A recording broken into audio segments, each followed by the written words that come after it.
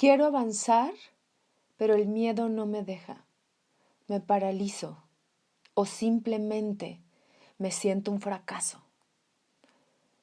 Hola, yo soy Glafira Rocha. Esto es Escribe tu vida y recuerda que es literatura, filosofía y psicoterapia para tu día a día. Por eso es que elegí este programa, este tema en este programa que me pareció, bueno, que si me pasa a mí, podría ser que a ti también te llegara a pasar.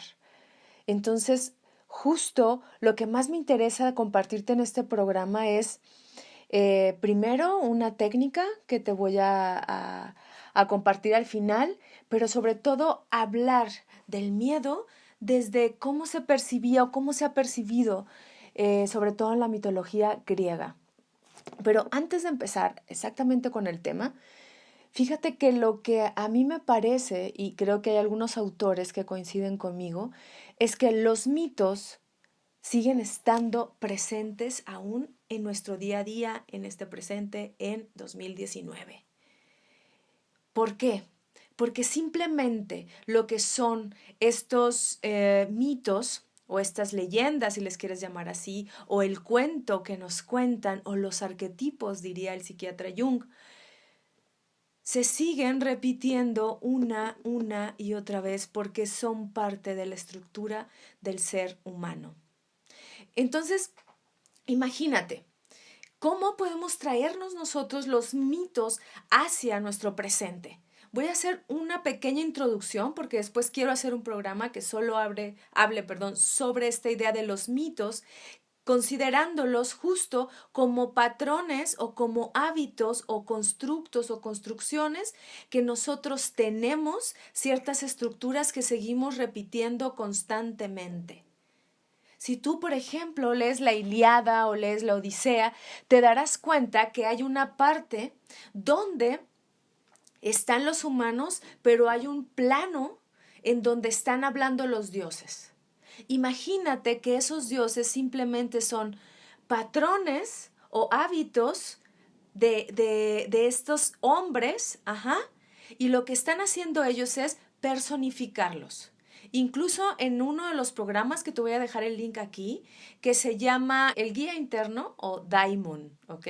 Ahí es donde te hablo justo de esta idea de traer ese patrón, por ejemplo, como el miedo, y personificarlo a través de un dios. Pensemos, por ejemplo, si yo quiero o tengo una necesidad o simplemente me siento como con una carencia de algo o más allá de una carencia, simplemente porque estoy experimentando una emoción, como puede ser la pasión, como puede ser el enojo, como puede ser la furia, como puede ser de alguna manera el querer estar confrontando, voy a hacer que ese hábito tome el carácter de una persona. Y entonces, si yo estoy pensando en la pasión y en el amor y en la belleza, lo que hicieron los griegos fue sacar eso y personificarlo a través de la diosa Afrodita, por ejemplo. O no solo de la diosa Afrodita, pensemos en Ares. Es que te voy a hablar de ellos porque ellos son los padres de Fobos y Deimos, así como te anuncié al principio, o como te dije, como está aquí escrito, Fobos y Deimos. Estos patrones, al personificarse, es decir, al darle un carácter de persona o al darle un carácter de deidad, muestro mis respetos o a veces acudo a ellos por una necesidad.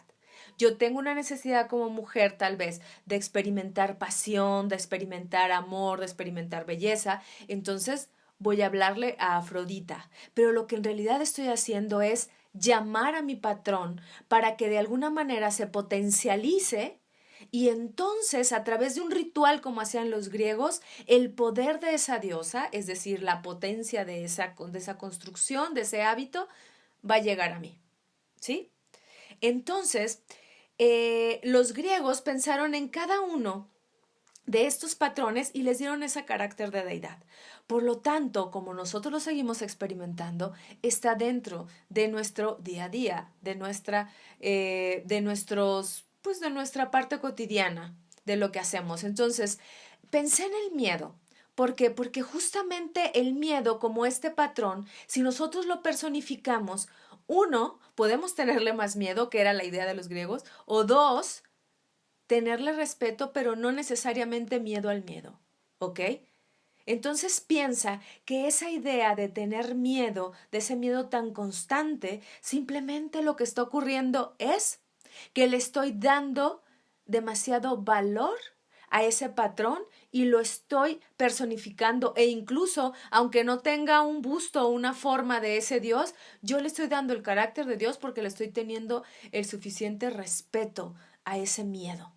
Ahora, pensemos, como te decía hace un momento, Ares, que es el dios de la guerra, el dios del combate, es el amante de Afrodita, porque ni siquiera era el esposo.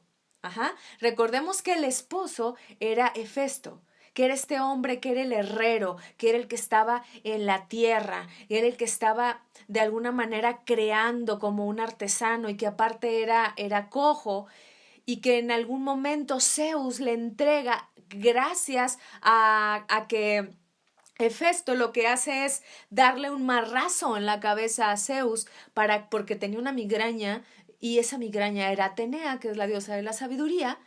Entonces, en regalo a ese acto, lo que hace Zeus es darle a la mujer más bella que ha existido, que es Afrodita, o la representación de esa belleza, que es Afrodita, se la da a este hombre. ¿Y qué pasa? Bueno, pues Afrodita le pone el cuerno con muchos, entre ellos su mejor amante con el que tuvo varios hijos es Ares, que es el dios de la guerra. Lo que hace Festo cuando tiene celos, es aventar una red invisible, pues, que los deja conectados en el acto de amor.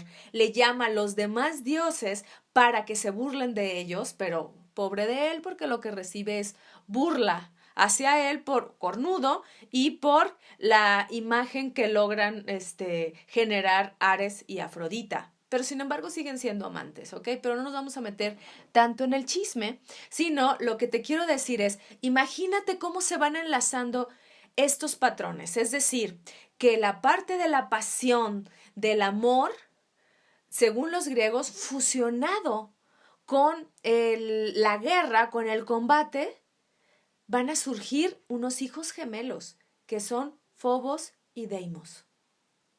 Uno de ellos, que es Fobos, es el pánico. Y Deimos es el terror, pero ambos son el miedo.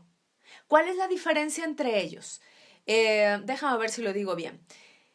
Deimos es el terror, pero que genera huida, es el miedo que genera huida, o sea, patitas pa' que te quiero.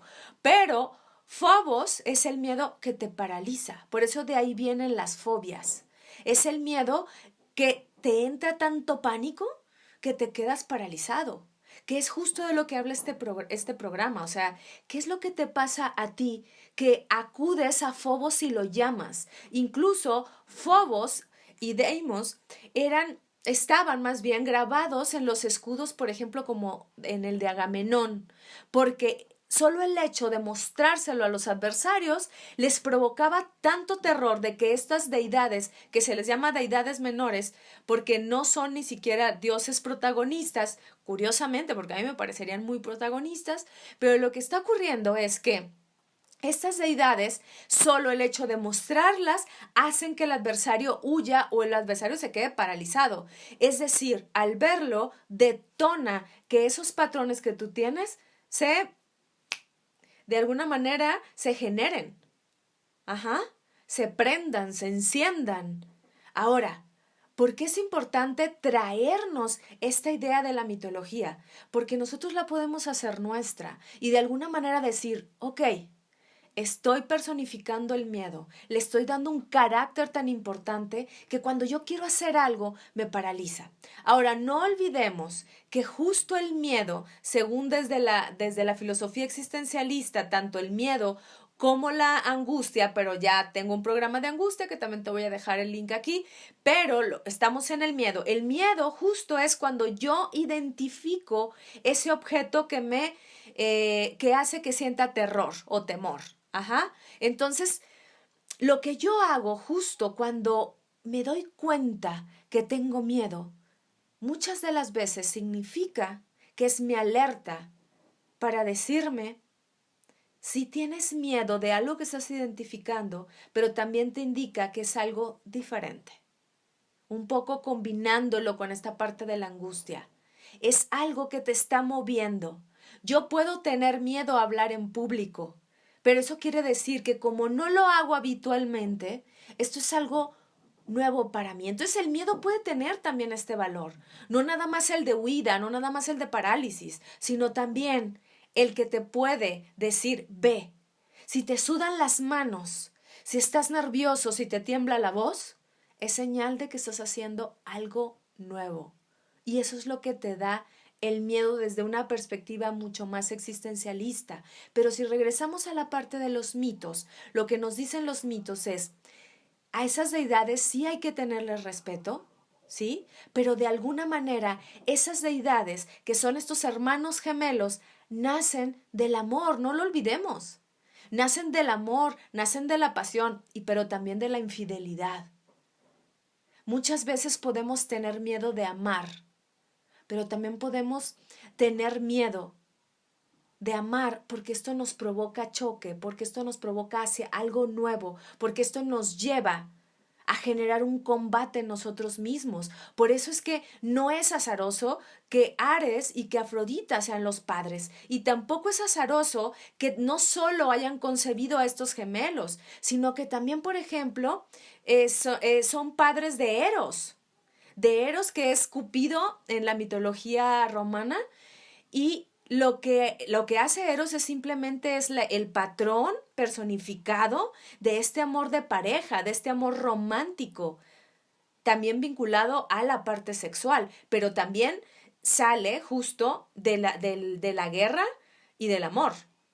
Pero también pensemos en otros dioses menos conocidos, incluso déjenme ver aquí mi guión para no decirlos mal. Está Himenero, que es el representante o patrón de la lujuria, y no lo digo patrón como de para venerarlo o de jefe, sino del patrón o hábito o constructo de la lujuria.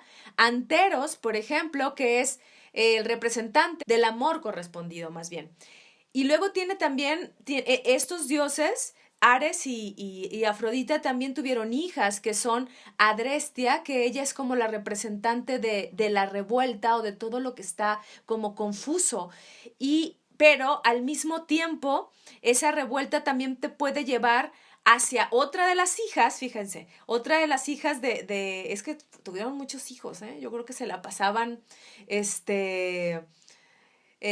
bueno, ustedes entienden la palabra. No quiero decirla en este momento, no por moralina, sino porque a veces mis alumnos niños ven mis videos, entonces, bueno.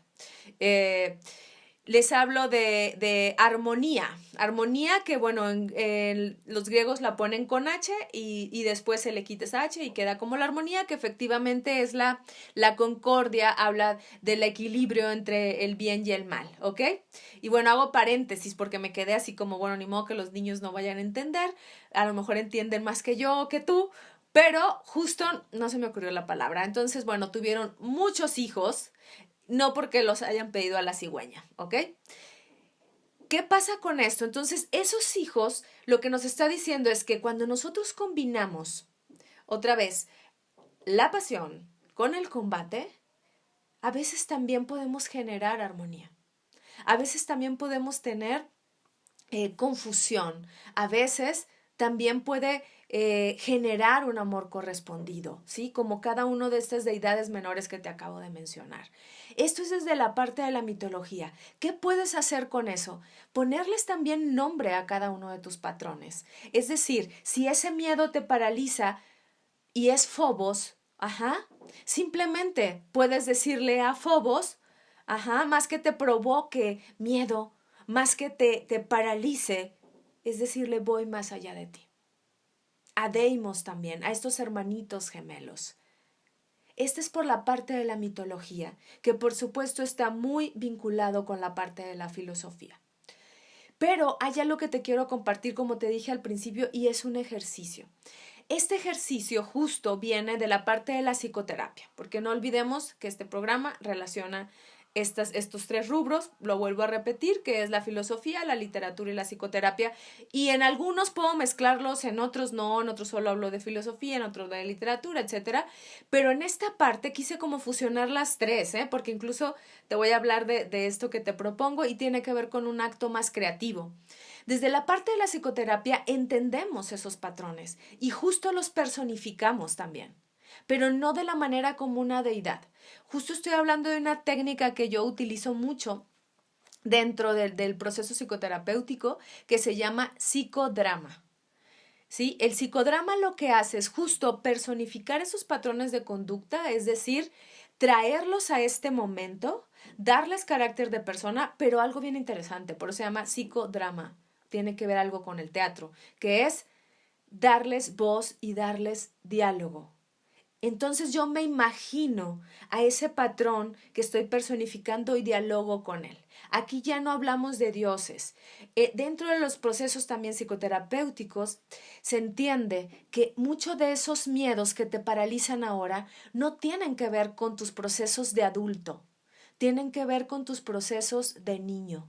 Es decir, que ese niñito o esa niñita que en algún momento aprendió que la vida estaba llena de miedo, llena de terror, llena de fobos y deimos, y se paralizó, y simplemente no hubo un adulto que lo abrazara, que lo consolara, o simplemente que no tuvo argumentos, y no porque el adulto sea mala persona, sino porque no supo, a lo mejor no se enteró, niño o niña cayó, o simplemente porque el adulto no tenía las herramientas de comunicación.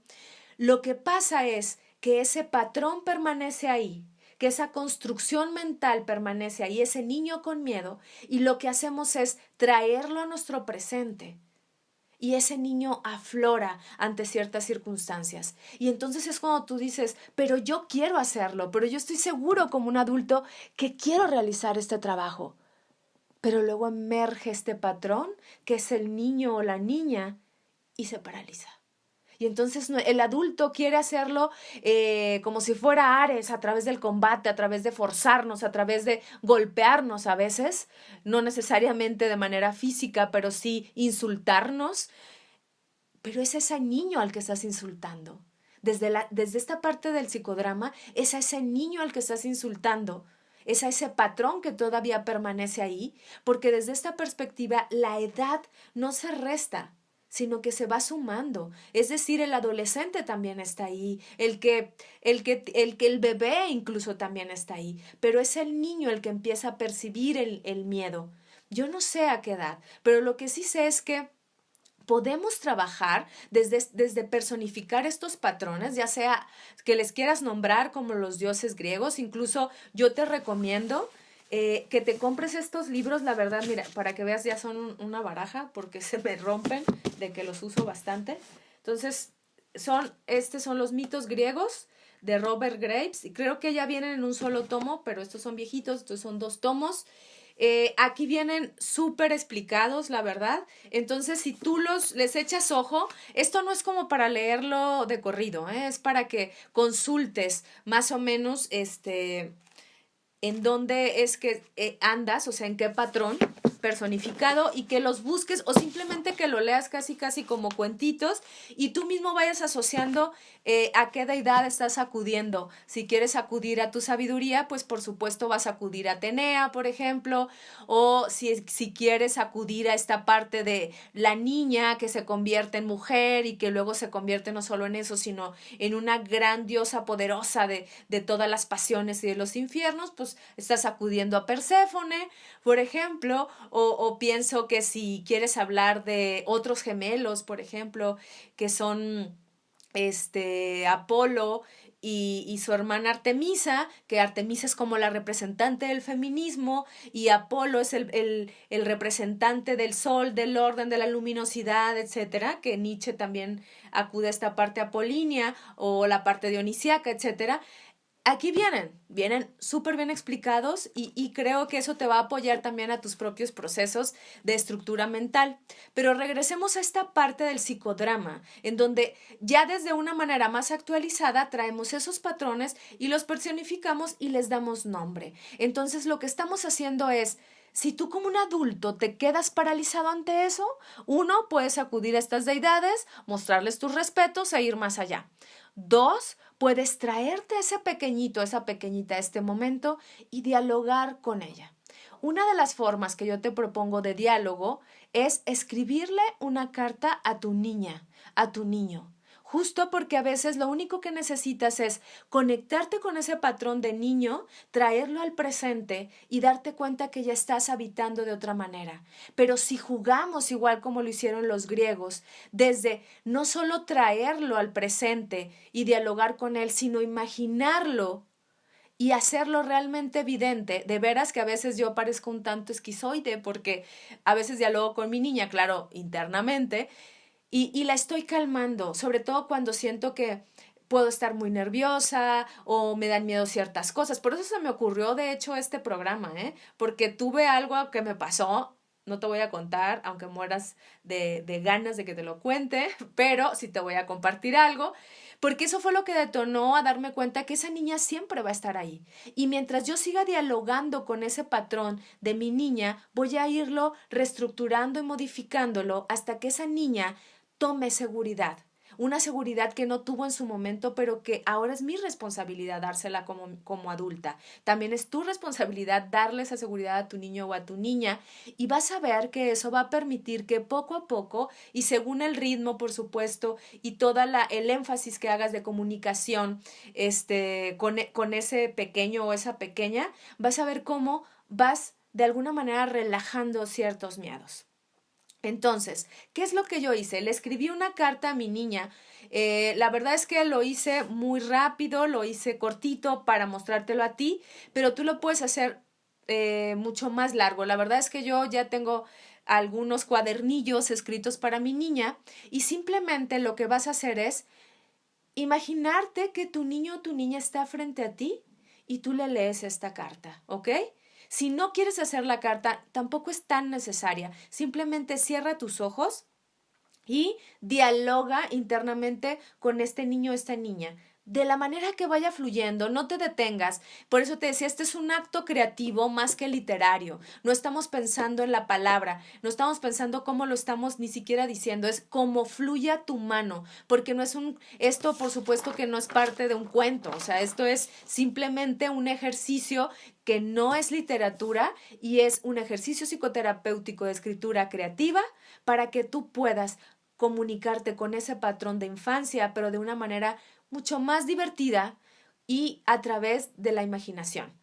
Entonces, te voy a leer esta carta que yo hice para mi niña, te voy a compartir cosas que, bueno, me va a acercar mucho más a ti porque son cosas que a veces yo creo que incluso poca gente sabe, pero quise compartírtelo a ti y te invito a que tú lo hagas. Lo hice justo para que no solo yo me soltara hablándolo, sino hacerlo porque tú también lo puedes hacer y de alguna manera me voy a sentir acompañándote cuando yo empiezo a compartirte lo que yo hice. Entonces, luego me dejas tus comentarios. Voy a cerrar con estos, muy cortito, pero déjame tus comentarios y dime qué otros programas te interesa que podamos compartir en este canal, ¿ok?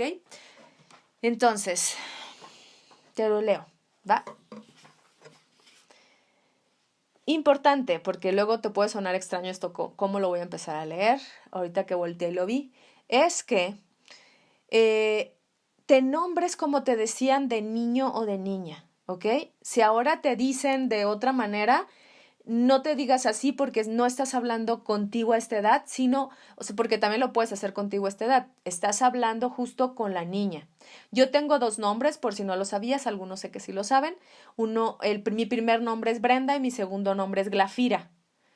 ¿Sí? Entonces a mí de niña me decían Brendita, incluso en mi familia, mis tías, mi mamá, me dicen Brendita aún, pero yo después decidí utilizar mi segundo nombre, Glafira, y ahora yo me identifico más con Glafira, sin embargo, Brendita sigue estando ahí y por eso le llamo de esa manera, ¿ok? Entonces, la carta dice así, querida Brendita, esta carta que te escribo, sé que te llegará por algún medio, y sé que la vas a leer porque en este momento ya sabes hacerlo. Observo tu rostro tan hermoso y me dan muchísimas ganas de acariciarlo. Así que me acerco a ti, te doy un beso. Sé que este es un ejercicio de imaginación, pero eso no me impide emocionarme y sentirte muy cerca. Ahora, seguramente te estás preparando para ir a la escuela. Te pones tu uniforme y te ves al espejo. Piensas que no eres bonita, y yo te digo que eres bellísima, la niña más bonita que yo haya visto. Cuando veo que te subes al carro, me pongo a tu lado, aunque tú no sepas que estoy, y te digo que no tengas miedo, porque en este día yo estaré contigo. Aunque algunas veces me he olvidado de ti y te he abandonado, ya no estoy dispuesta a hacerlo. Porque cuando sienta tu miedo, yo estaré ahí y te daré mi mano. Sé que eres una niña muy valiente. Sé que te sientes grande porque alguna vez has tomado la mano de tu hermanito para cruzar la calle. Incluso te has subido al transporte público para llegar a casa. Eres realmente valiente, muy valiente, porque solo tienes 8 años y ya eres una niña responsable. De ahora en adelante, prometo no dejarte sola.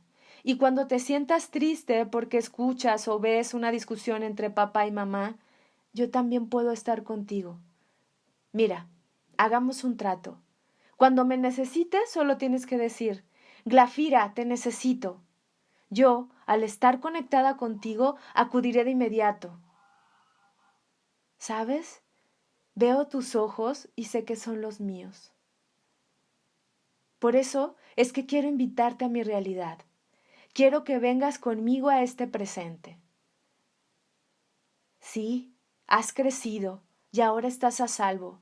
Ya no hay nada de qué temer e imaginarte que cosas horribles podrán pasar. Por ejemplo, que alguien se puede burlar de tu segundo nombre, Glafira. Sabes que es raro y por eso no te gusta decirle a nadie que así te llamas. Ahora es diferente, Brendita, porque serás una escritora y tu nombre te gustará mucho. Incluso para algunas personas tu nombre es diferente y les gusta. Conmigo estás a salvo, Brendita.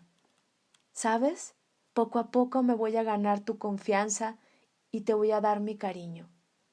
Me están dando unas ganas enormes de abrazarte. Te pido permiso para hacerlo. Gracias por permitírmelo. Te abrazo y me voy con la promesa de que jamás voy a dejarte sola. Esto, lo hice con mucho cariño para Brendita, pero también para ti, porque es algo que en el momento en el que no estás escribiendo, también estás conectando contigo. Así que si te dan ganas de llorar, llora, si te dan ganas de gritar, grita. Puedes escribir tan largo como quieras. Puedes incluso contarle más cosas a Brendita, en este caso yo, o a tu niña. Puedes hacerlo nada más desde la imaginación. Cuando yo siento miedo a algo, sé que es Brendita y desde mi imaginación la abrazo, la acaricio, le digo que estoy aquí. La verdad es que ya me he ganado su confianza, porque los niños, si los has abandonado, pues no, ellos son honestos, entonces poco a poco tienes que ganarte su confianza. Y si a ese niño tú le has dado la vuelta y le has dado, en lugar de cuidarlo cuando has sentido miedo, le has gritado o lo has insultado como te insultas a ti, aunque no te des cuenta, lo estás insultando a él. Y lo que estamos haciendo a través de la imaginación, a través de contarnos nuestro propio mito, es de alguna manera sanar esa herida que quedó en el pasado.